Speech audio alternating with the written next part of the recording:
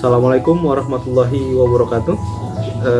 Selamat bertemu kembali di mata kuliah evaluasi proyek. Untuk pertemuan kali ini kita akan fokus untuk menilai atau melakukan penilaian ekonomi, tepatnya benefit ekonomi dari proyek yang kita evaluasi. Oke, mari kita cek subbab materinya. Yang pertama adalah kita akan menghitung atau menilai hubungan antara proyek yang kita lakukan dengan harga produk, dengan harga produknya.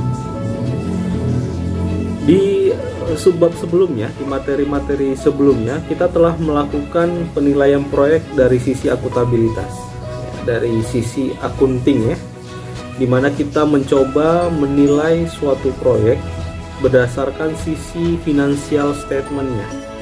Bagaimana proyek itu masa depannya? Apakah punya potensi keuntungan? Apakah justru merugikan? Atau bagaimana perilaku ekonomi dari sisi finansialnya?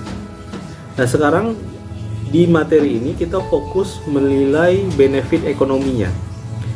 Salah satu ukuran yang penting untuk kita nilai adalah hubungan antara proyek yang sedang dilakukan dengan harga produk.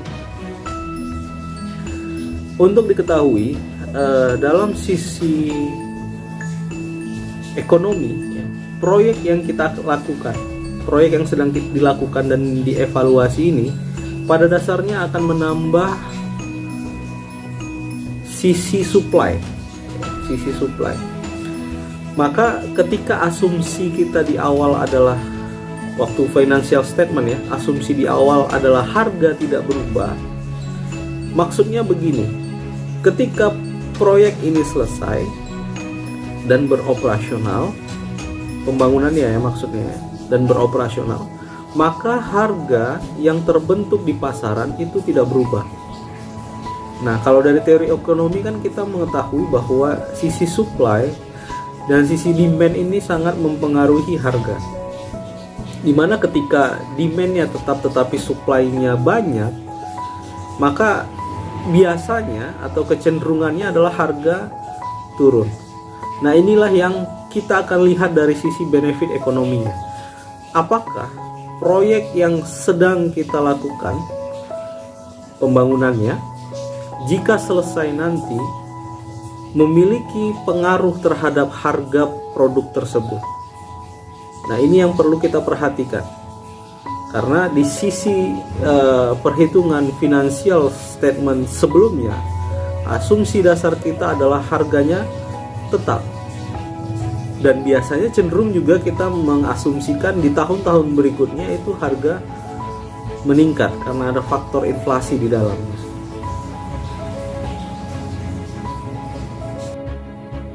Baik, yang berikutnya adalah surplus ekonomi. Yang kedua adalah surplus ekonomi. Perlu diperhatikan, ada sedikit perbedaan penilaian benefit ekonomi dari sisi sektor swasta dan sisi pemerintah dalam proyeknya ya. Khusus untuk swasta atau dalam proyek swasta, penanam modal atau investor itu harus menilai output proyek yang sedang akan dilakukan ini, di mana harga baru tadi jika lebih rendah, maka investasi yang dibentuk itu harus menciptakan keuntungan bruto pada harga yang dapat memberikan nilai NPV positif.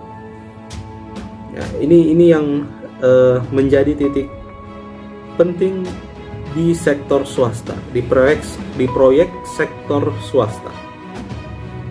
Sebaliknya di proyek pemerintah, jika proyek yang dibangun tersebut itu akan mengakibatkan harga menjadi turun, maka ini merupakan benefit proyek ya, benefit proyek, atau biasa disebut dalam terminologi evaluasi proyek itu sebagai consumer surplus atau surplus konsumen, di mana terjadi penghematan akibat biaya atau harga yang turun.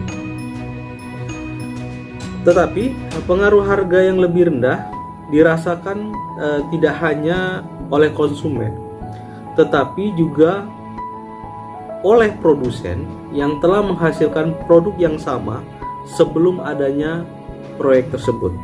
Nah, ini merupakan ciri khas dari proyek pemerintah. Nah, teman-teman harus fokus ya, bisa membedakan bagaimana proyek swasta yang tadi kita sebutkan, di mana jika terjadi penurunan harga, maka investor harus membuat formulasi sedemikian rupa agar NPV-nya itu positif. Sedangkan proyek pemerintah itu mengharapkan terjadinya atau sebaiknya terjadinya penurunan harga, di mana proyek pemerintah yang mengakibatkan penurunan harga ini tidak hanya dinikmati oleh konsumen, tetapi juga produsen yang sebelumnya menggunakan proyek atau sumber daya sebelumnya. Misalkan contoh proyek pemerintah itu adalah jalan. Jika pemerintah melakukan proyek jalan, harapannya adalah akses menuju suatu tempat itu menjadi lebih mudah dan mengakibatkan harga menuju tempat tersebut menjadi lebih murah. Nah, ketika harganya menjadi lebih murah, produsen lain yang memiliki produk-produk tertentu yang diproduksi dan melalui jalan itu untuk distribusi barangnya, mengakibatkan harganya juga menjadi lebih murah. Dan ini adalah salah satu pembeda besar antara proyek pemerintah dengan proyek swasta. Fokus ketiga di materi kali ini adalah bagaimana perhitungan benefit proyek tersebut, termasuk bagaimana tambahan surplus ekonomi itu menjadi dipertimbangkan dari sudut pandang masyarakat, ya, khusus untuk proyek-proyek pemerintah ya. Benefit bruto suatu proyek yang membuat harga dari suatu produk itu menjadi turun adalah yang pertama, surplus ekonomi ditambah hasil perkalian harga baru dengan jumlah produk dalam proyek ya. Susunan benefit bruto tersebut dijelaskan nanti dalam gambar yang secara sistematis berturut-turut pada surplus konsumen, surplus produsen, surplus ekonomi, dan kemudian ada surplus bruto yang diciptakan dari suatu proyek tersebut. Gambarnya nanti kita tampilkan ya di materi sekilas. Oke, masih berdasarkan sifat kurva permintaan dalam teori makro, di mana sebagai garis lurus benefit bruto dapat diukur dengan rumus BC dikali P tambah P aksen dibagi 2, yaitu jumlah produksi dalam proyek dikalikan dengan harga rata-rata sebelum dan sesudah proyek dilaksanakan. Proyek dilaksanakan yang dimaksud adalah proyeknya sudah berjalan ya, pembangunannya sudah selesai.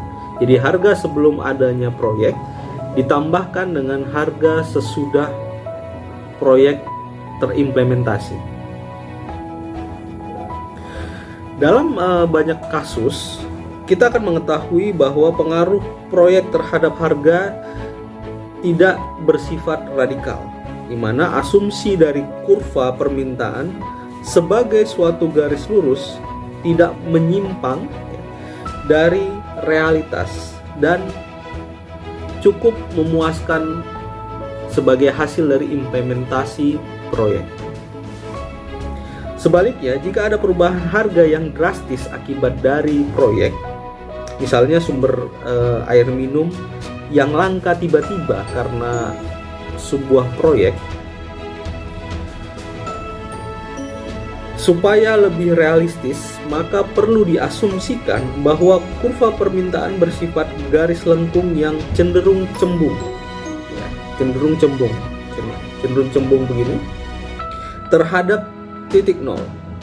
Sebab dalam keadaan kelangkaan dengan harga yang paling tinggi sekalipun, permintaan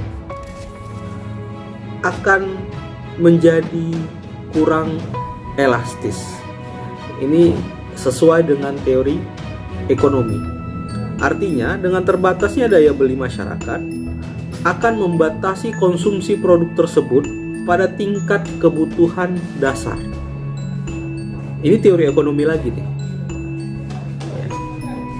Kemudian apabila harga turun menjadi sedemikian rendah sehingga opportunity cost daripada konsumsi yang berlebihan tadi tidak lagi merupakan beban yang berarti, di mana konsumsi per kapita akan menjadi naik secara proporsional yang melampaui proporsi penurunan harga. Dalam hal ini, asumsi kurva permintaan sebagai garis lurus akan membesar-besarkan perkiraan consumer surplus tadi dan surplus ekonomi serta benefit dari proyek tersebut. Nah, ini adalah garis utama materi yang kita akan bahas di pertemuan kali ini. Nah, dari video ini pada dasarnya teori-teori ekonomi yang diutarakan teman-teman itu sudah dapatkan dulu pada saat makro dan mikro. Nah, hanya saja kita akan lebih fokus kepada proyek. Baik, saya kira sekian untuk materi kali ini. Lebih dan kurang saya minta maaf, dan apabila ada pertanyaan yang masih kurang paham kurang mengena dari materi yang kita bahas, kita akan selesaikan di pertemuan berikutnya. Terima kasih atas perhatiannya. Wabillahi taufiq wal hidayah. Wassalamualaikum warahmatullahi wabarakatuh.